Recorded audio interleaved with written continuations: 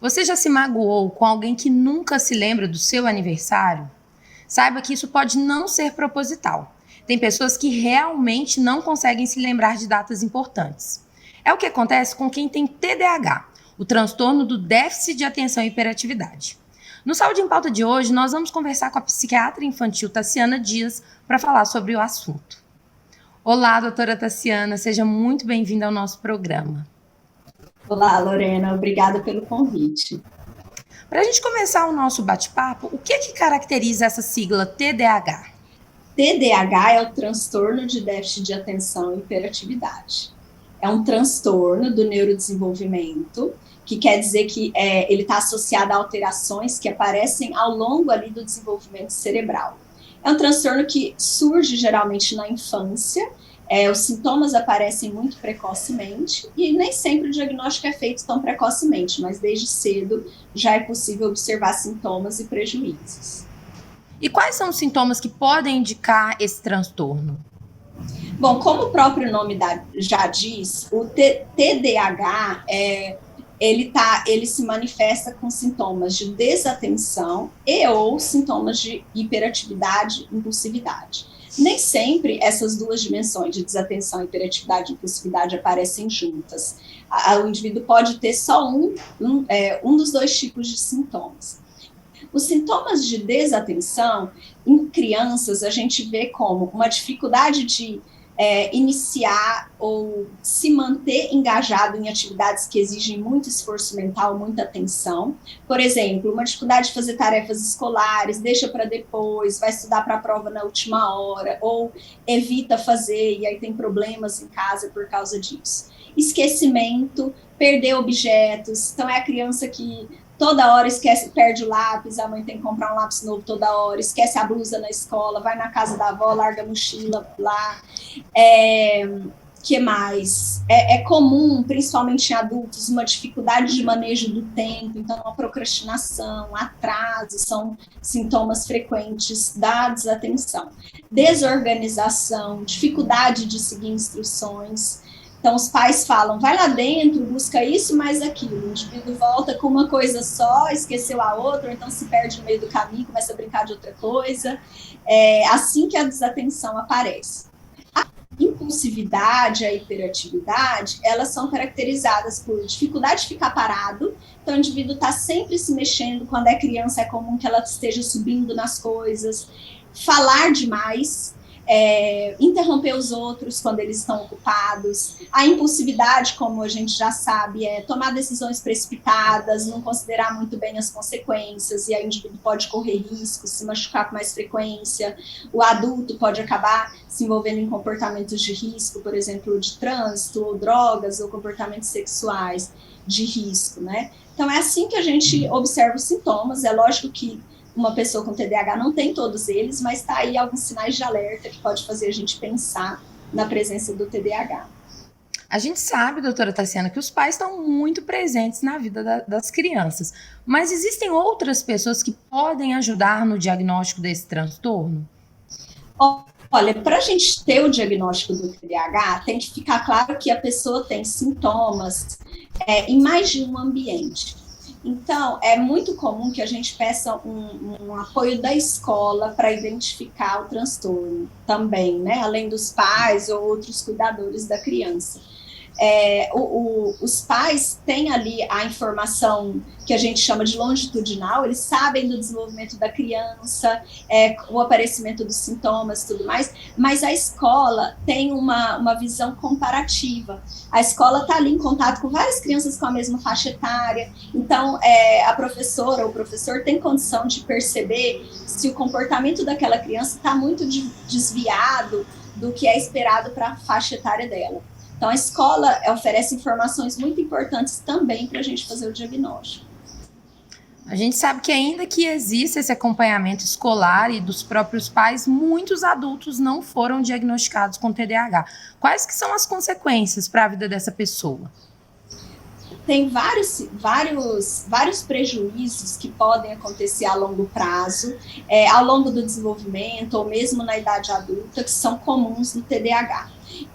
Lógico que nem todas as pessoas com TDAH vão ter todos esses prejuízos, mas o risco é aumentado. Então, há um risco maior de outros transtornos psiquiátricos, depressão, ansiedade, entre outros, risco maior de uso de substâncias e dependência de substâncias, problemas de relacionamento, alcance acadêmico ou profissional aquém do que é esperado para a habilidade, para a capacidade daquela pessoa, aumento da taxa de divórcio, problemas com a lei, e entre outras coisas aí. E qual que é o tratamento para esse transtorno? O tratamento do TDAH, quando ele tem que ser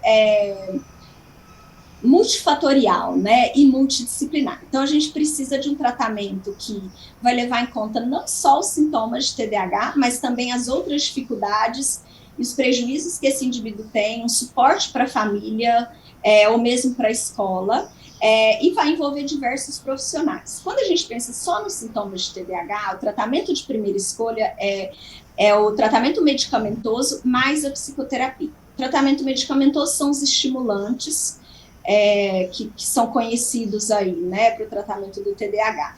E, além disso, conforme as dificuldades que o indivíduo tem, transtornos associados ou problemas de relacionamento, ele vai precisar de suportes extras, por exemplo, um apoio psicopedagógico, um apoio escolar, algum tipo de orientação parental, algumas coisas podem ser necessárias também para auxiliar o tratamento. Doutora Tassiana, muitas pessoas têm receio de tomar medicação, de afetar a vida da criança e acham que agora tudo é TDAH.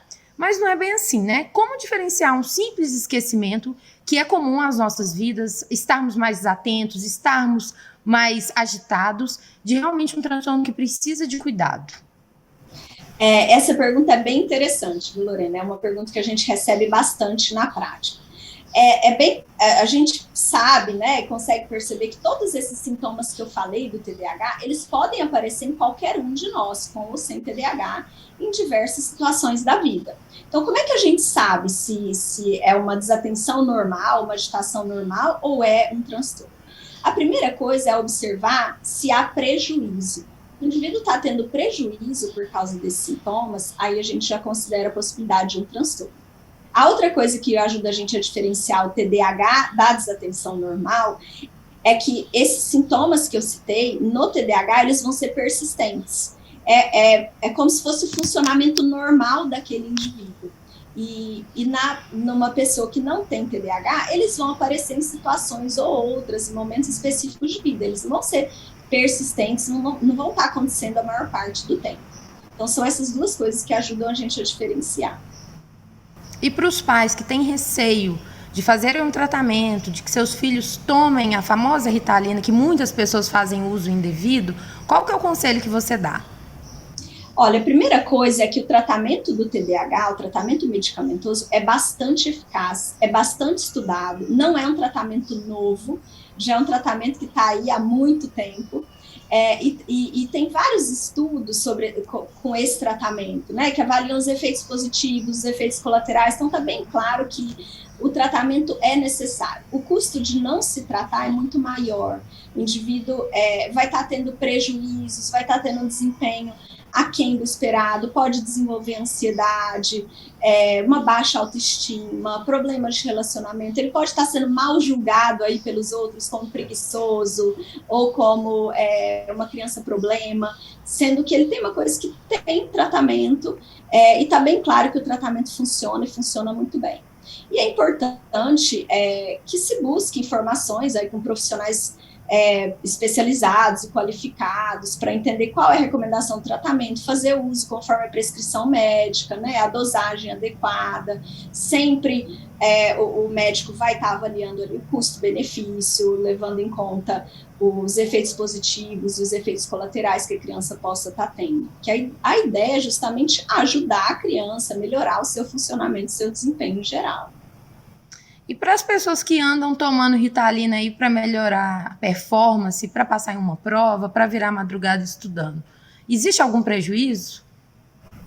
Olha, o estimulante, ele tem sido usado mesmo de uma forma recreativa ou mesmo para performance, né? É uma medicação de prescrição controlada, então ela não deve ser usada dessa forma sem controle.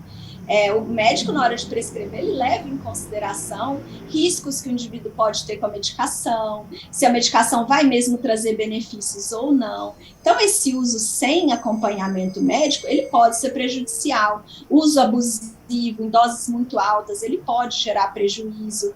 É uma medicação que, se usada de forma inadequada, tem potencial de abuso, né? Tem pessoas que usam de forma recreativa, misturado com bebida, por exemplo, isso pode gerar prejuízos para a saúde em geral. Então é importante, se a pessoa está percebendo que está precisando de medicação para se concentrar, para conseguir estudar para uma prova, vale a pena procurar uma avaliação e entender o que está gerando essa dificuldade de concentração. É um TDAH que não foi diagnosticado? Ou é uma ansiedade? Ele está tão preocupado com o concurso que não consegue se concentrar para fazer? Então, é importante que o uso seja responsável e com acompanhamento médico. É importante a gente falar de orientação médica, que ainda que exista esse programa, que a gente esteja aqui esclarecendo informações, nunca um diagnóstico pode ser feito pelo um bate-papo, por uma entrevista, pelo Dr. Google. O ideal é sempre buscar orientação médica. Doutora Tassiana, muito obrigada pela sua participação aqui conosco hoje. Acho que foi muito esclarecedor e a gente espera que as pessoas que apresentem algum dos sinais que a gente falou aqui procurem orientação, né? Lorena, eu que agradeço muito a oportunidade de estar aqui falando do TDAH. É um transtorno que eu gosto bastante de estudar e de trabalhar com ele. E existe, infelizmente, ainda muito estigma, muita desinformação. Então, é importante a gente quebrar todos esses mitos e que, na dúvida, procure-se ajuda, tratamento, né, para avaliar se há necessidade mesmo de um tratamento para o TDAH, um acompanhamento.